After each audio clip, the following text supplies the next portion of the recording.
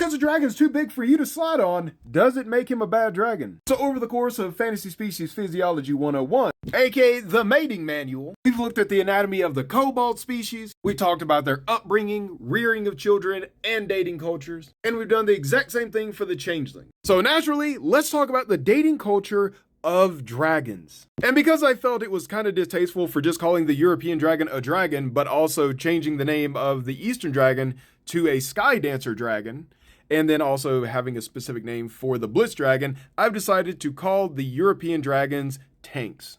Or hulks, let me know which one you prefer. And because yesterday you guys let me know that you have concerns about how can a human get with a 20-foot schlong or Mewtwo rub your way to having a dragon child, let's go back and recap on some lessons that we've talked about in prior classes regarding dragon reproduction and also answer some more of your guys' questions. So the biggest comment that I got by far was, how can a dragon mate with a human? Do they have an ability to turn into a human or something more human-sized? And to answer that, I would say absolutely. Remember, Igni, the spirit of fire and metal. He is known by some dragons as the god of red dragons, and all of his children, who he adopted after the last great red dragon died, when they were just eggs, all have human form. Like for example, Lathoria is an elder red dragon, but yet this is the form that she takes when dealing with mortals. And obviously Igni takes the form of the dwarves because he's also considered the patron of dwarves. And while all of Igni's children pretty much have chosen to become humans in their general shape, it's actually not a requirement. Some dragons do have the forms of forest elves, orcs, but the only thing about going other races is they don't have the ability of the species, such as forest elves.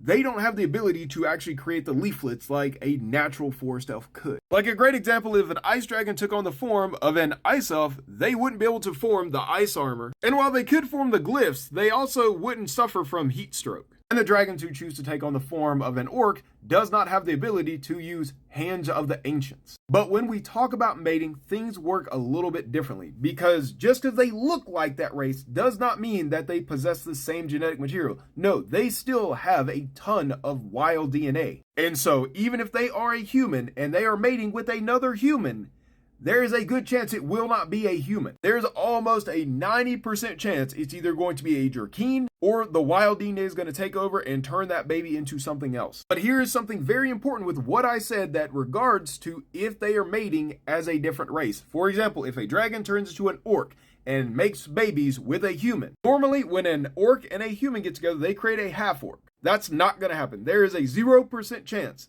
that that union is going to create a half-orc. It's going to either create a Jerkeen or it's going to create a human or something else because of the wild DNA. But as a reminder, the lore from the world is from my mangas, The Night of Slaughter and The Devil's Deal, which are based on my D&D game. But if you like learning about fantasy mating and the unique cultures and information about these species, grab a Ruby Gold sub and you can give me a feedback on what you think, or get your own original character into the lore by grabbing a diamond. And remember, all the mangas are online for free.